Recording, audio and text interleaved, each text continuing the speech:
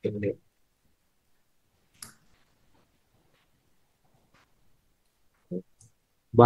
Assalamualaikum warahmatullahi wabarakatuh. Waalaikumsalam warahmatullahi wabarakatuh. Semoga pemirsa sehat selalu. Yang saya hormati Pak Ustadz Anton Sujarwo selaku praktisi Tibun Nabawi. Alhamdulillah beliau telah hadir dalam acara Tibun Nabawi Live bersama Pusat Bekam. Baik Bapak Ibu, salawat serta salam semoga tetap tercurah kepada Nabi kita, Nabi Muhammad SAW, yang mana kita mengharapkan syafaatnya di yaumil kiamat. Baik Bapak Ibu, kita langsung saja untuk berbincang dengan Pak Ustadz Anton Sujarwo selaku praktisi Tibun Nabawi. Assalamualaikum Pak Anton. Waalaikumsalam Selalu. warahmatullahi wabarakatuh. Alhamdulillah ya, sehat selalu. Amin. Baik Pak Alhamdulillah. Anton, kita hari ini akan bahas mengenai Tibun Nabawi nih Pak Anton. Bisa dijelaskan tidak Pak Anton untuk apa sih Tibun Nabawi ini Pak Anton? Oke, baik. Bismillahirrahmanirrahim. Assalamualaikum warahmatullahi wabarakatuh. Alhamdulillahil aliyil azim khalaqal insana fi ahsani taqwim. Wa asyhadu an la ilaha illallah wa asyhadu anna Muhammadan abduhu wa rasuluhu nabiyil karim. Allahumma fashalli wa sallim ala Muhammadin wa ala alihi wa ashabihi wa man tabi'ahum bi ihsanin ila yaumiddin. فقل جاء الحق وأصدق الباطل إن الباطل كان زهوقا وننزل من القرآن ما هو شفاء ورحمة للمؤمنين ولا يزيد الظالمين إلا خسارا. قال رسول الله صلى الله عليه وسلم الشفاء في ثلاث في شرطة المسجم أو شربة سليم أو حياة من نار وأنا أنهى أمتي عن الكي وأنهى أن أمتي عن الكي. Alhamdulillah, bersyukur kepada Allah, ya, kita bertemu lagi pada hari ini. Dan di sini kita akan membahas secara ringkas, singkat, dan padat, apakah itu Tibun Nabawi. Pemirsa dan pendengar yang dimuliakan oleh Allah, Tibun Nabawi adalah sebuah konsep, ya, konsep cara hidup Rasulullah yang sebenarnya adalah dari bangun tidur sampai tidur lagi. Tapi kadang kita lebih mengenal Tibun Nabawi itu adalah lebih kepada terapi kah atau herbal kah. Tapi pada hakikatnya Tibun Nabawi adalah sebuah konsep cara sehat umat Islam, ya, yang telah dicontohkan oleh Rasulullah SAW mulai dari beliau bangun tidur sampai tidur kembali. Ya, karena beliau Rasulullah SAW adalah manusia tersehat di sepanjang sejarah. Maka cara kita menjaga kesehatan pun harus mencontoh cara Rasulullah Shallallahu Alaihi Wasallam, dari cara istirahatnya, ya, cara tidurnya, kemudian juga cara makannya. Kurang lebih seperti itu.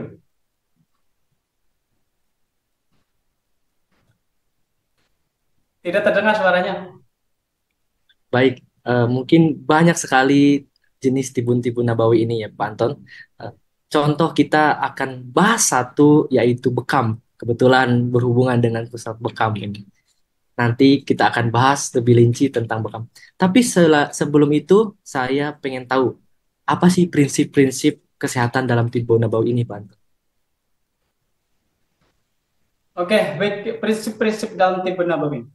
Tibun Nabawi itu adalah dibagi menjadi beberapa aspek, ya, beberapa bagian, ya, yaitu dari terapi herbal, ya. Ada terapi juga dibagi menjadi beberapa bagian lagi, yaitu terapi melalui doa, ya, terapi melalui bekam, ya, terapi melalui doa itu yang disebut dengan ar-ruqyatus syariah, itu termasuk Tibun Nabawi. Kemudian terapi pengeluaran darah, ya, juga termasuk. Pengeluaran darah ini juga ada beberapa macam, ya, diantaranya al-fastu, atau yang kedua, yang berikutnya adalah bekam, yang nantinya akan kita bahas. Ataupun seperti yang disabdakan oleh Rasulullah SAW, afdalu ma tadawaitum bi ahli jamati wa quslu bahri, itu gurah. Kurang lebihnya seperti itu. Prinsip-prinsip dari At-Tibbun Nabawi itu sendiri. Prinsipnya adalah konsep yang telah dicontohkan oleh Rasulullah SAW yang patut kita contoh dan patut untuk kita teladani ataupun kita ikut. Banyak pengobatan dalam Tibbun Nabawi ini, ya Pak Anton. Salah Ya, betul. satunya tadi bekam. Boleh dijelaskan apa sih itu bekam gitu? Oke, baik.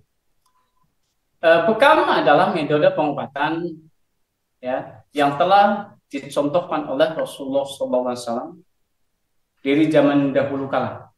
Ya. Bahkan bekam itu sudah dikenal itu semenjak 4.000 tahun sebelum Masehi, ya,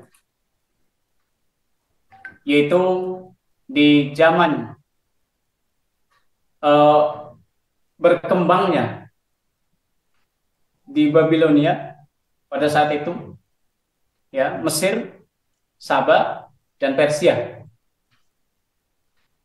Para tabib saat itu menggunakan bekam hanya untuk pengobatannya kepada murid-murid, ya, atau untuk raja-raja yang termasuk. Kemudian para tabib tersebut hanya mewariskan ilmunya hanya kepada murid-murid tertentunya saja. Jadi tidak seperti sekarang, teman-teman. Ya, para pemirsa, bekam itu bisa dipelajari oleh siapapun. Ya, atau bekam bisa dinikmati oleh siapapun. Ya, termasuk kita semua, termasuk para pemirsa. Ya, di zaman dahulu kala, bekam itu hanya bisa dinikmati oleh orang-orang penting. Ya, di zaman kerajaan.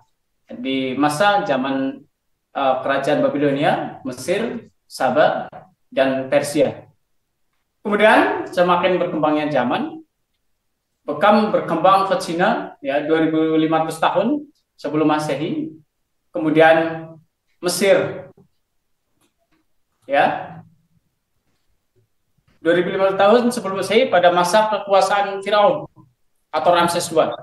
Kemudian 1200 sebelum Masehi ya itu ada namanya cara yang seperti bekam sebenarnya ya, itu melempari tubuh atau bagian-bagian tubuh yang sakit ya, kemudian sampai lebam ya, kemudian setelah lebam baru dikeluarkan darahnya, dan ternyata dengan cara seperti itu juga banyak yang sembuh karena pada prakteknya itu mirip sekali dengan metode atau terapi bekam. Kemudian sejarah perkembangan bekam di zaman Nabi kita Muhammad SAW, ya, bekam sudah banyak dikerjakan para sahabat, bahkan menjadi sunnah, ya, yang seperti kita ketahui, kita pahami sekarang, dan kebiasaan mereka. Nabi Muhammad SAW memerintahkan umatnya untuk berobat dengan bekam.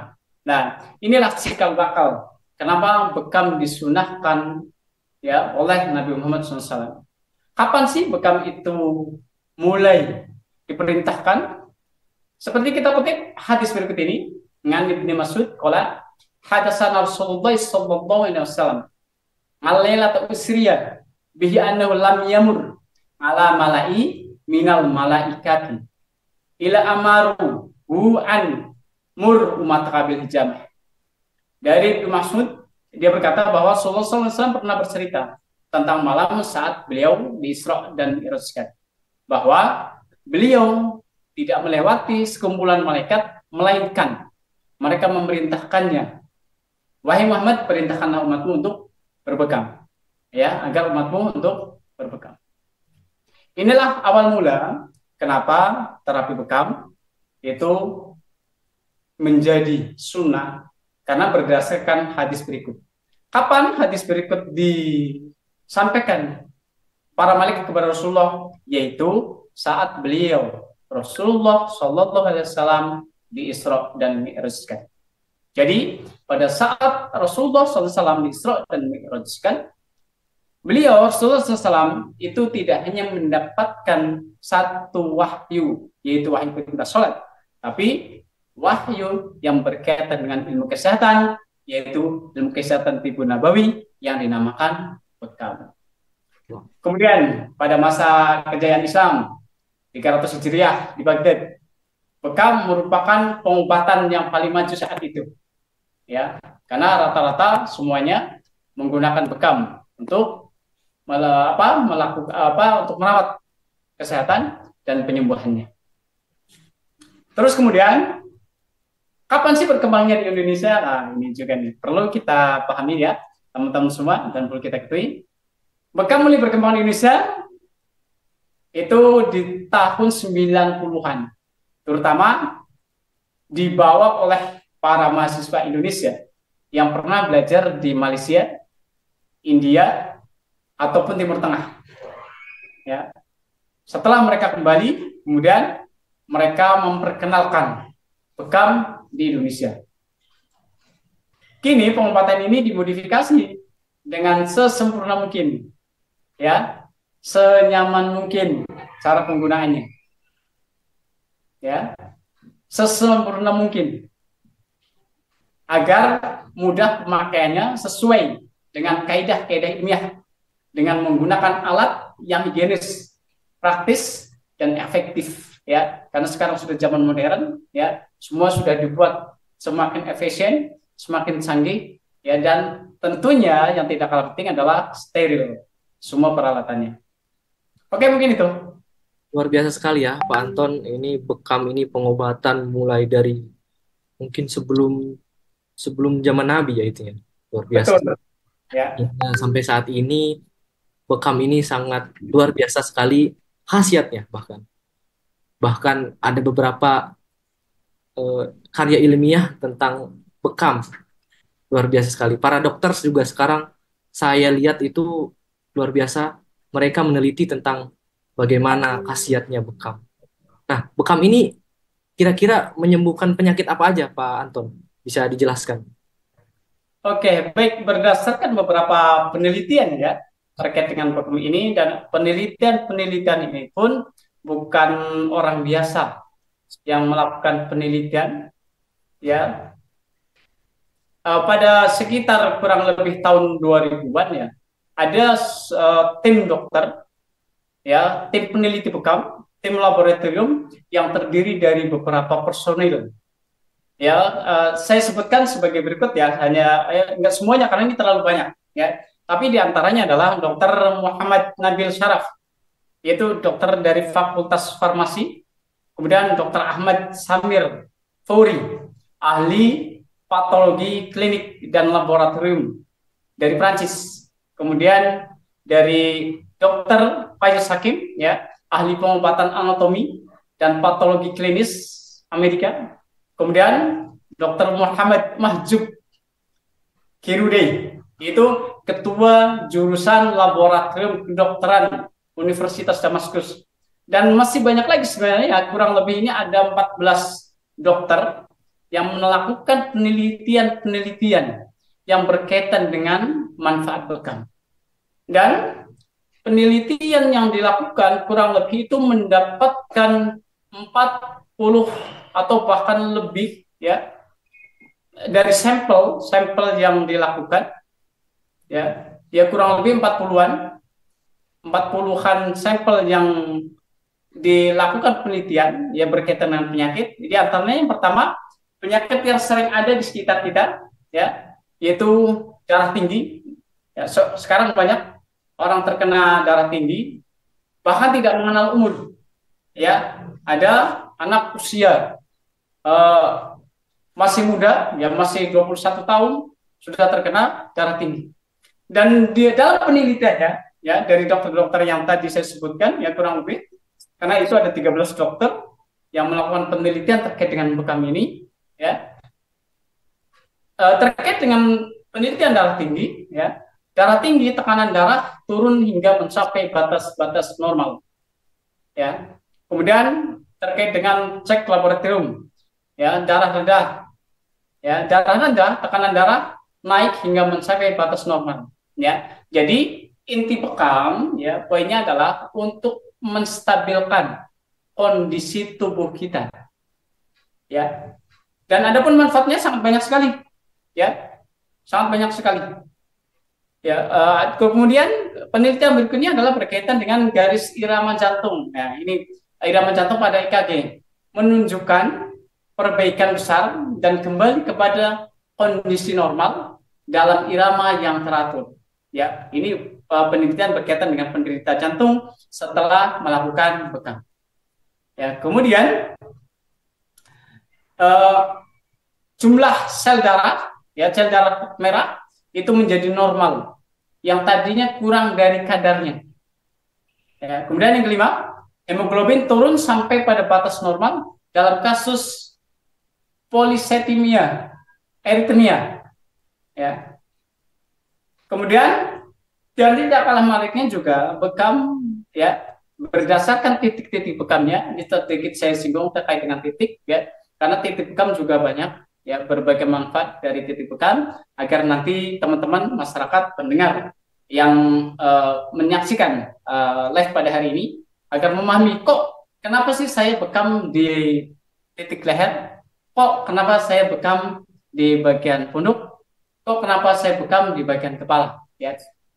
Untuk bekam di bagian kepala juga titiknya sangat banyak. Ya, saya sebutkan salah satu saja, yaitu titik bekam umum mungis, ya. Manfaat titik bekam umum mungis, ya, salah satunya adalah untuk mengatasi gangguan pada bagian kepala. Contohnya, orang yang gampang lupa, ya, orang yang lupa, ya. Kemudian orang yang kejam, ayan, ya. Kemudian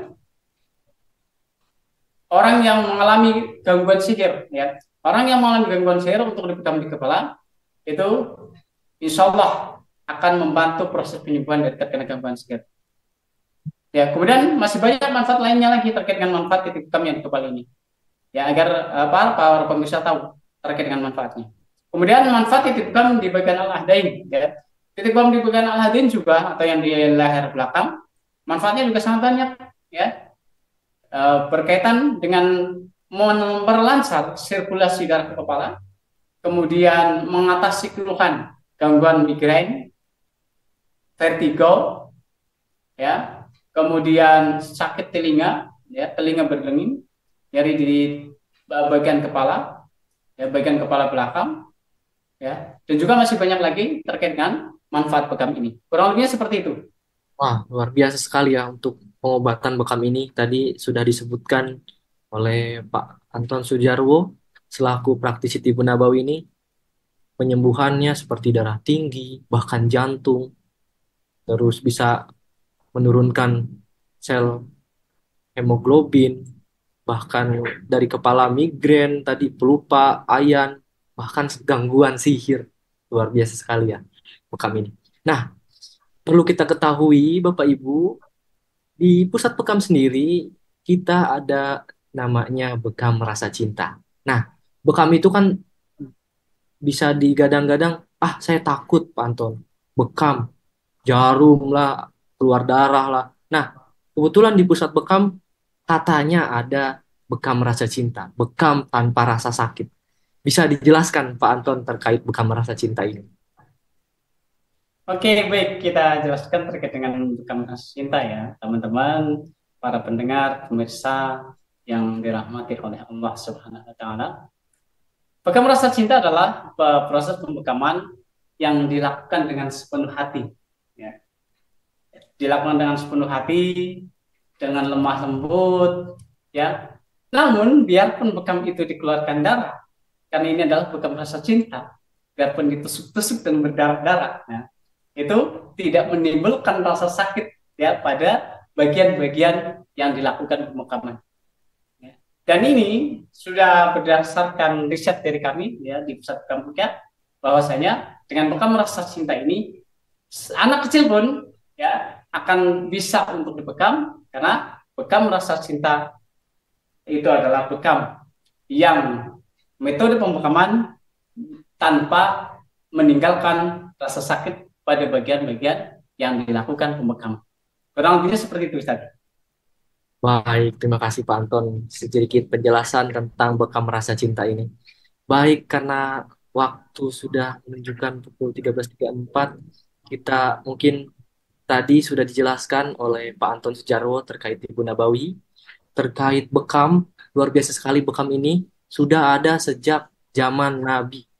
Pemirsa, luar biasa sampai-sampai sekarang bisa dibawa ke medis. Wah, luar biasa sekali. Baik Bapak Ibu yang ingin berbekam atau ingin mencoba bekam rasa cinta atau ingin konsultasi, silahkan bisa menghubungi nomor yang di bawah sini. Di sini, ini ada nomor konsultasi kita, bisa dihubungi, bisa saya sebutkan 081395563353. Baik Bapak Ibu sekalian. Baik, terima kasih Pak Anton atas Oke, penjelasannya Bang. di Ibu Nabawi dan bekam ini. Sampai ketemu di lain waktu, Pak Anton. Oke, sama-sama. Terima kasih para pemirsa yang setia untuk menonton kali ini. Saya akhiri untuk live kali ini. Billahi taufiq wal hidayah. Wassalamualaikum warahmatullahi wabarakatuh. Waalaikumsalam warahmatullahi wabarakatuh.